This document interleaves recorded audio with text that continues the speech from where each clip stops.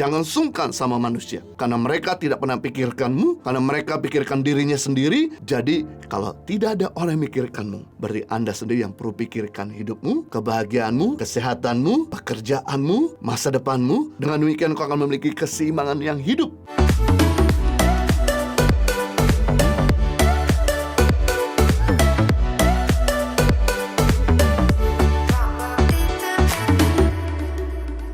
Yang ketiga, bagaimana mencapai keseimbangan hidup? Yaitu berani berkata tidak. Matius pasal 5 ayat 37, jika ya, hendaklah kamu katakan ya, kata Yesus. Jika tidak, hendaklah kamu katakan tidak. Apa yang lebih daripada itu berasal dari si jahat. Tuhan Yesus sedang mengajar untuk kita berkata ya, apa yang menjadi prioritas, dan berkata tidak, apa yang bukan menjadi prioritas. Karena lebih daripada itu akan menjerat dirimu sendiri, akan menghancurkan dirimu sendiri. Makanya jangan sampai kita salah janji, jangan sampai kita salah buat keputusan, jangan kita sampai sungkan sama orang. Seimbang bukan berarti semua dibagi sama rata. Seimbang artinya semua dilakukan sesuai dengan prioritas dan kebutuhannya. Seimbang ketika kita mampu menyusun skala prioritas. Prioritas kita yang pertama yaitu Tuhan, kedua keluarga, ketiga pekerjaan atau studi, keempat pelayanan, kelima hobi atau me time. Ketika kita gagal menyusun skala prioritas, maka kekacauan akan terjadi. Coba, ketika Anda mengendarai mobil, Anda balik skala prioritas Anda. Lampu merah, Anda harusnya berhenti, malah Anda jalan. Lampu hijau, yang harusnya Anda jalan, malah Anda berhenti. Maka sekalipun Anda punya doa yang kenceng, kecelakaan pasti akan tetap terjadi. Keselamatan dan kedamaian akan terjadi ketika kita komit dengan skala prioritas.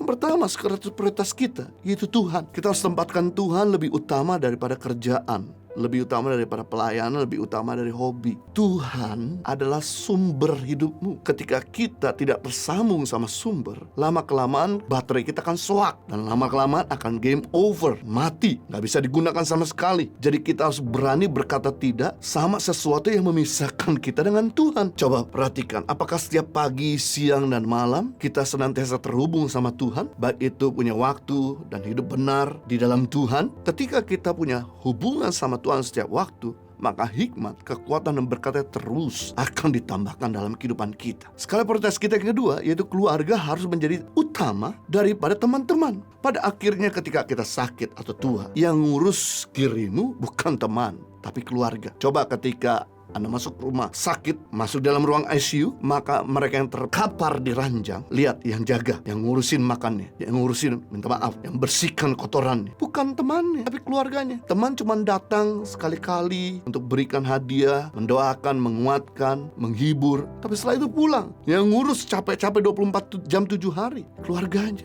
Jadi jangan sampai pada waktu kita senang, kita selalu sama teman-teman, tapi gitu kita susah baru cari keluarga. Itu namanya habis manis sepa dibuang. Yang ketiga, prioritas kita pekerjaan atau studi bagi saudara yang masih sekolah harus menjadi prioritas setelah Tuhan dan keluarga. Jangan sampai hobimu atau gamemu lebih prioritas daripada studimu. Sebab kalau kamu tidak lulus, nanti kamu sendiri yang susah cari kerjaan. Kalau kamu nggak pintar, kamu sendiri yang akan kesulitan untuk naik posisi. Atau saudara yang menempatkan hobi lebih daripada pekerjaan, maka yang terjadi keuanganmu nggak akan stabil. Engkau akan menyusahkan dirimu sendiri. Engkau akan nggak mendapatkan promosi demi promosi. Engkau nggak akan pernah bisa punya income yang lebih banyak. Income-mu begitu-begitu saja. Bagaimana mencapai keseimbangan hidup? Berani berkata tidak. Jangan sungkan sama manusia, karena mereka tidak pernah pikirkanmu, karena mereka pikirkan dirinya sendiri. Jadi kalau tidak ada orang yang mikirkanmu, berarti Anda sendiri yang perlu pikirkan hidupmu, kebahagiaanmu, kesehatanmu, pekerjaanmu, masa depanmu. Dengan demikian kau akan memiliki keseimbangan yang hidup.